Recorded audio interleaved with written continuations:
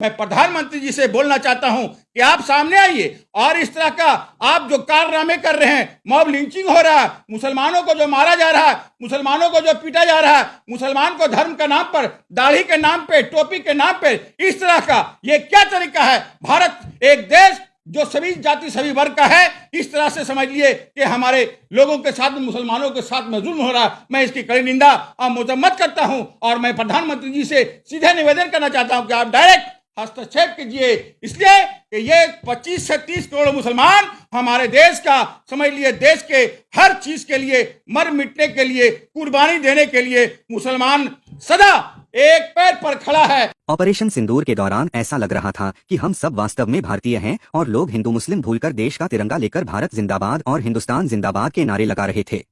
लेकिन अब लगता है कि ये नफरती लोग एक बार फिर से देश को हिंदू और मुस्लिम की आग में झोंकने के लिए तैयार हो गए हैं। इसकी शुरुआत पिछले हफ्ते अलीगढ़ में हुई, जहां 4 मुस्लिम युवकों को गाय के मांस के नाम पर पीटा गया और अब हरियाणा के सोनीपत में एक मुस्लिम युवक फिरदौस आलम को टोपी पहनने के जुर्म में जान से मार दिया गया। इस मुद्दे पर हमने तृणमूल कांग्रेस के अल्पसंख्यक प्रकोष्ठ के पश्चिम बंगाल संगठनात्मक सचिव मोहम्मद एहतेशामुल हक से चर्चा की। उन्होंने कहा कि ये घटनाएं देश के लिए बहुत खतरनाक हैं और हमें इनके खिलाफ एकजुट होकर लड़ना होगा। जो कि घटना पानीपत का सुनौली में जो वाकया हुआ, एक मुस्लिम नौजवान, जो 24 साल का नौजवान, जो सर पे टोपी रखने के सबब में, एक मुस्लिम पहचान होने के सबब में, उनसे जो है एक सामने का एक हिंदू लड़का, एक हिंदू दुकानदार ने जिस तरह से डंडा निकाल कर करके उनसे मारा पीटा गया है, बहुत अफसोस की बात है। और उसकी टोपी जब मांग रहे थे तो उस टोपी को उसने क्या किया कि रास्ते पे फेंक दिया। तो इस वजह कर ये एक तरह का इतने जबरदस्त तरीके से, खासकर मुसलमानों को इस तरह से जो जुल्म किया जा रहा है, मैं इसकी कड़ी निंदा हालात बंगाल और न्यूज टैग के माध्यम से कहना चाहता हूं कि इसकी मैं कड़ी पुरजोर मजम्मत करता हूं। और देश के प्रधानमंत्री, हमारे हम सब के प्रधानमंत्री हैं, 140 करोड़ देशवासियों के प्रधानमंत्री हैं। उनका कहना है कि सबका साथ, सबका विकास, सबका विश्वास, सबका प्रयास। तो हम समझते हैं कि मोदी जी यहाँ पे सबसे बड़ी बात है कि इस तरह से मुसलमानों का जो लिंचिंग हो रहा है, इस पर मोदी जी जो सबका साथ और सबका विकास और सबका विश्वास जो बोलते हैं, ये कहीं न कहीं ये मुसलमानों के साथ विश्वघात हो रहा है और विश्वघात साबित हो रहा है। इसलिए प्रधानमंत्री नरेंद्र मोदी जी से इनको मुंह की चुप्पी जो है तोड़नी चाहिए और सामने आना चाहिए और उन्हें बोलना चाहिए कि मुसलमान भी इस देश का, हिंदू मुसलमान सिख ईसाई है, उसी तरह से मुसलमान भी इस देश का अभिन्न अंग है और अभिन्न पार्ट है। इस तरह से मोदी जी को कहना चाहिए। और आप देखिए जिस तरह की जो ये घटना टोपी के वजह कर जिस तरह से इसे मारा गया, मैं कड़ी निंदा मजम्मत करता हूं। और अलीगढ़ में जो कुरैशी भाइयों के साथ में जिस तरह से लोगों ने मॉब लिंचिंग की है, मैं उसकी भी कड़ी निंदा करता हूं। इसलिए ये क्या तरीका है? ये भारत का संविधान सभी को एक तरह का सम्मान दिया गया है, बराबरी का अधिकार किया गया है, लेकिन उसके बावजूद भी इस तरह का सौतेला रवैया क्यों? प्रधानमंत्री जी मुसलमानों के साथ में इस तरह का सौतेला रवैया क्यों नहीं? आप ऐसे लोगों को आप जो है सलाखों के पीछे रखते हैं। क्या मुसलमान इस देश के लिए, आपको मालूम है कि अभी सबसे पहले मैं भारत के प्रधानमंत्री को मुबारकबाद दूंगा कि जिन्होंने पाकिस्तान को जबरदस्त तरीके से चारों खाना चित कर दिए हैं, उसमें हमारे कमांडर सुफिया कुरैशी के और उनके पूरे टीम को मैं मुबारकबाद दूंगा। आप जानते होंगे कि पूरे देश के तमाम मसाजिदों में हमारे मुसलमान भाइयों ने देश के लिए दुआ किए कि ये जंग को हम लोग जीते और हमारा भारत एक महान देश जो सर्व समझ लिए सभी जाति, सभी वर्ग, सभी समुदायों के लोगों ने दुआ के बदौलत आज पाकिस्तान को घर में घुस करके हमारे सेनाओं ने मार कर करके कामयाबी हासिल की। लेकिन इसका मतलब यह नहीं होता है कि ये मुसलमान क्या सिर्फ पंचर बनाने वाले हैं? प्रधानमंत्री जी पंचर बनाने वाले बोलते हैं। ये सोफिया कुरैशी एक इतनी बड़ी कर्नल, आज देखिए आज जो ड्रोन के जरिया आज जो हमला हुआ, पाकिस्तान को समझ लिए कि नेस्त नाबूद कर दिया गया। तो इस तरह से मुसलमान समझ लिए हर जगह अपने मकसद में हमको आप आजमा के देखे, हमको आप आगे बढ़ा करके देखे, मुसलमान को आप मौका दे के देखे, मुसलमान से एक कदम आगे बढ़ के देखे आप। लेकिन मुसलमान को इस तरह से भारत में जलील खार किया जा रहा है। मैं इसकी कड़ी निंदा और मजम्मत करता हूं, और मैं इसकी पुरजोर मजम्मत करता हूं कि देश कि में ये जो हो रहा है ये कहीं नहीं ये बहुत ही सरासर ये गलत हो रहा है। मैं प्रधानमंत्री जी से बोलना चाहता हूं कि आप सामने आइए, और इस तरह का आप जो कारनामे कर रहे हैं, मॉब लिंचिंग हो रहा है, मुसलमानों को जो मारा जा रहा है, मुसलमानों को जो पीटा जा रहा है, मुसलमान को धर्म के नाम पर, दाढ़ी के नाम पे, टोपी के नाम पे, इस तरह का ये क्या तरीका है? भारत एक देश जो सभी जाति सभी वर्ग का है, इस तरह से समझ लिए कि हमारे लोगों के साथ, मुसलमानों के साथ में जुल्म हो रहा है। मैं इसकी कड़ी निंदा और मजम्मत करता हूं, और मैं प्रधानमंत्री जी से सीधे निवेदन करना चाहता हूं कि आप डायरेक्ट हस्तक्षेप कीजिए, इसलिए कि ये 25 से 30 करोड़ मुसलमान हमारे देश का, समझ लिए देश के हर चीज के लिए, मर मिटने के लिए, कुर्बानी देने के लिए मुसलमान सदा एक पैर पर खड़ा है। और इतनी बड़ी जो अभी समझ लिए कि जो कश्मीर के वाकया के बाद जो हमारे पाकिस्तान के साथ में जो लड़ाई हुई, हमारे तमाम लोगों ने दुआ की, तमाम लोगों ने एक होकर के, हम लोग हिंदुस्तानी होकर के, न कि हिंदू मुसलमान होकर के, हम एक हिंदुस्तानी होकर करके, हम लोगों के साथ कांधा से कांधा मिला करके हमने साथ चला, और ये दिखा दिया कि सूफिया कुरैशी जो हमारे कर्नल, उन्होंने अपने मिशन में अपने जो भी अधिकारी उनके जो ऊपर में जो भी उनके आदेश से उस हिसाब से वो काम किया और अंजाम दिए, और दुश्मन को चार खाना चित कर दिए, और पाकिस्तान को नेस्त नाबूद कर दिए। एक तरफ तो पूरे देश में जो नफरत का माहौल है, साथ ही साथ एहतसाम से यही देख रहा हूँ कि बीजेपी के जो नेता है, खासतौर पर मध्य प्रदेश के नेता लगातार इस तरह का बयान दे रहे हैं जिससे न सिर्फ भारतीय सेना का कथित रूप से असम्मान हो रहा है, साथ ही साथ जो हमारी बहनें जिनके सामने ये दरिंदगी पेश आया पहलगाम में, उन पर भी सवालिया निशान उठ रहे हैं। भाजपा के नेताओं का ये जो बयान है, ये देश को किस ओर लेके जाएगा? सबसे पहले भारतीय जनता पार्टी देश को बर्बाद करने के कसम खाई है, और जिसका जीता जागता सबूत आपने देखा होगा। जो अभी जो कश्मीर में जो घटना घटी थी, सबसे पहले जो मध्य प्रदेश के जो मंत्री श्री विजय शाह जी जो अभद्र टिप्पणी, अभद्र भाषा हमारे सूफिया कर्नल कुरैशी के मुतल्लिक कहे, इसकी मैं कड़ी निंदा, मैं इसके पहले हालात बंगाल न्यूज टेक के माध्यम से कह चुका था, इसलिए एक कड़ी निंदा मजम्मत फिर मैं दोबारा करता हूं। और मोदी जी के अभी जो बेशर्म सांसद है, वो भी इस तरह से कहे हैं कि हमारी जो वहां 26 जो हमारे लोग शहादत हुए हैं, और वो हमारी बहनें, वो हमारी जो थी जो वहां घूमने के लिए गई हुई थी, अगर वो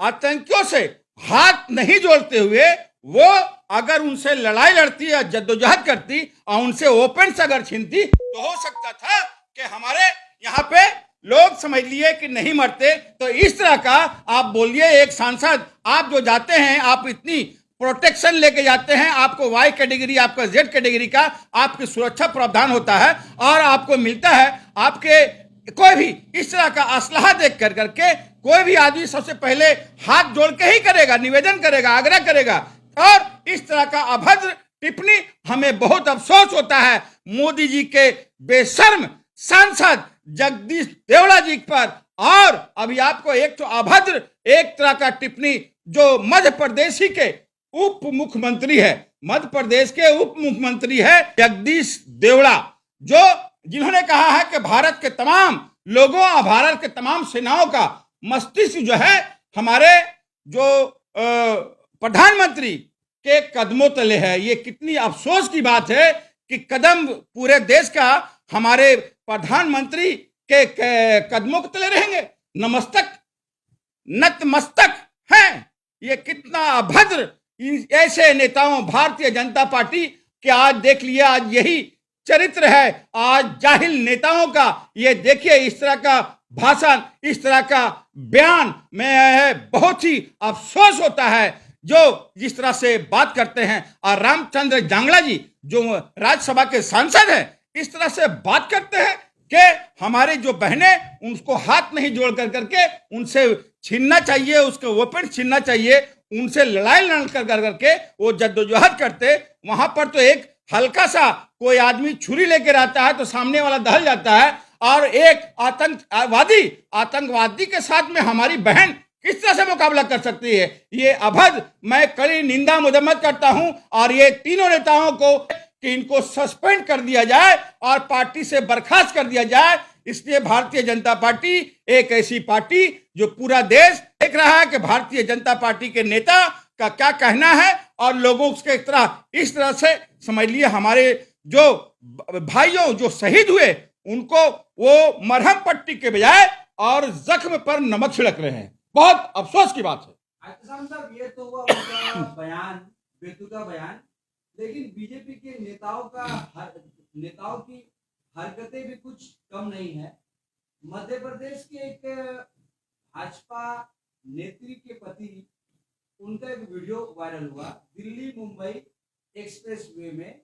हाईवे पर वो एक महिला के साथ बहुत ही अश्लील हरकत करते हुए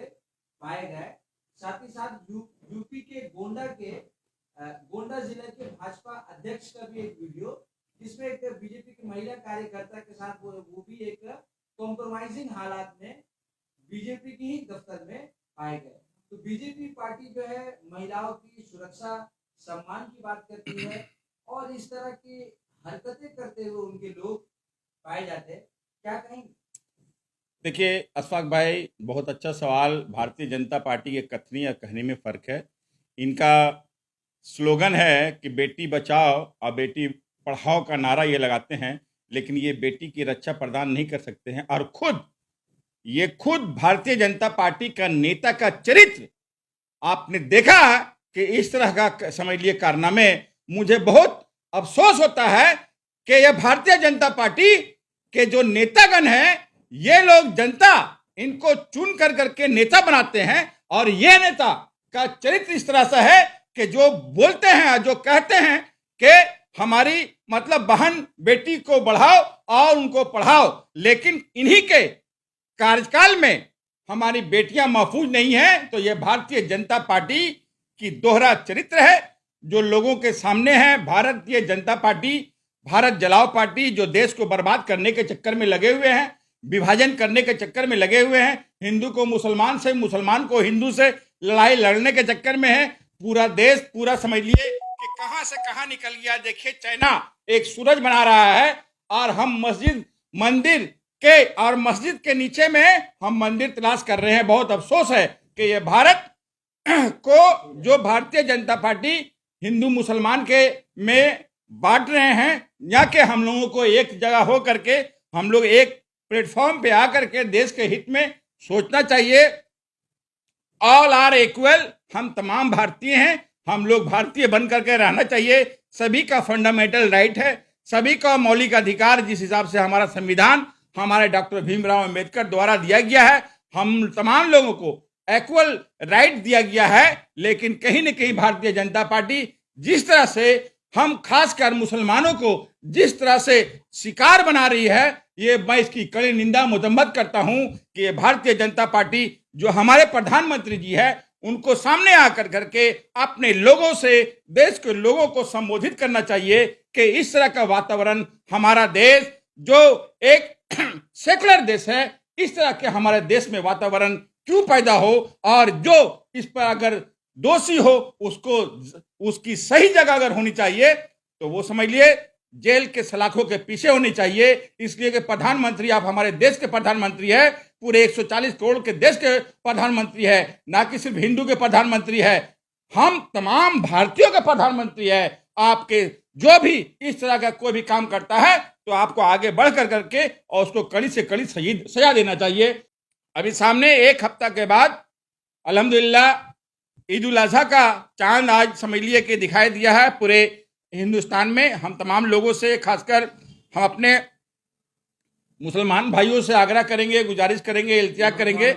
नौजवानों से, खासकर जो हमारे नौजवान हैं जो अभी बकरीद का कुर्बानी हम लोग इंशाअल्लाह ताला रहमान देंगे, तो हम लोग किसी भी इस तरह का कोई भी नाजेबा हरकत ना करें, नाजेबा कोई ऐसा वीडियो वायरल ना करें इस तरह का किसी तरह का कोई काम नहीं करे कि हमारे देश के तमाम कोई भी जाति कोई भी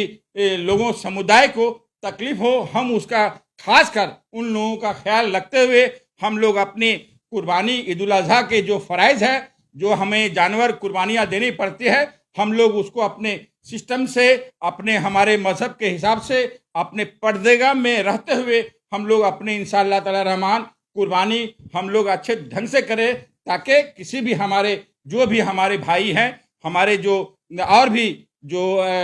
फ़िरका के लोग हैं, हमारी वजह कर इसलिए तकलीफ नहीं पहुंचे। मैं ये हालात बंगाल और न्यूज़ टैग के तमाम व्यूवर्स को बोलना चाहेंगे, देश के लोगों से मैं आग्रह करना चाहता हूं, गुजारिश करना चाहता हूं, इल्तिया करना चाहता हूं कि कुर्बानी हम लोग ज़रूर मतलब अपने जानवर को कुर्बानी दे, लेकिन पर्दा में रख करके, ताकि हमारी वजह करके किसी को भी हमारी वजह कर दुख तकलीफ ना हो। और ऐसा कोई भी जैसे खून कुर्बानी का हो उसको अपने जिस्मों पे लगा करके या अपने गंजियों पे लगा करके या अपने सोशल मीडिया पर इस तरह का, ताकि किसी का भी हमारे वजह कर उनको तकलीफ ना हो, मैं ये इल्तिजा करूँगा और एक उम्मीद करूँगा कि इंशाअल्लाह ताला रहमान हमारे मुसलमान भाई जो पूरे हिंदुस्तान के हैं, जो अभी देश की जो हालात है बद से बदतर है, इसलिए हम तमाम लोगों का ख्याल रखते हुए हम अपने धर्म का, हम अपने फ़राइज़ को, हम अपने शरीयत के मुताबिक, हम अपने इस्लाम के सभ्यता कल्चर के मुताबिक हम अपने अंजाम को पजीर कर पाए,